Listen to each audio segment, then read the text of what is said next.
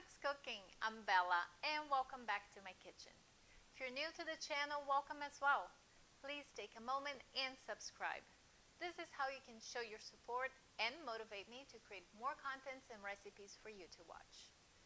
Today we're going to be making this amazing 100% vegan quiche.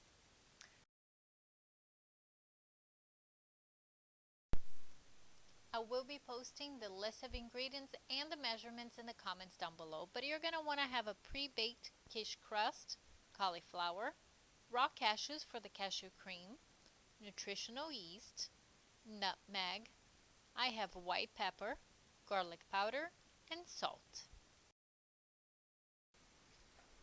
After placing the cauliflowers in the roasting pan, we're going to season with a little bit of salt, garlic powder, and I'm using white pepper. You could use black pepper. And then give another spray of olive oil. If you don't have the spray, just drizzle a little bit of olive oil. And then we're going to roast it at 350 degrees just for 15 minutes. You can roast the cauliflower while you're baking your quiche crust.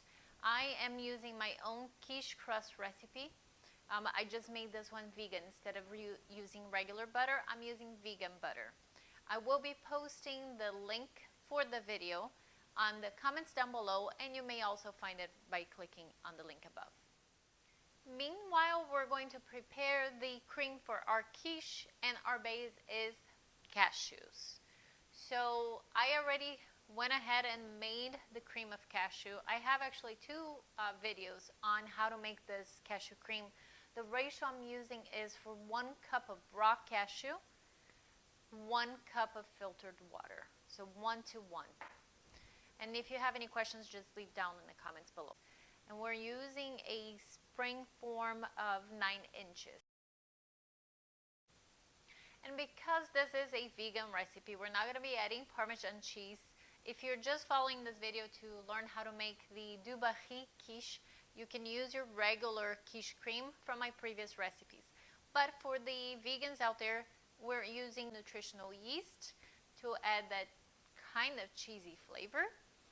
We're also adding nutmeg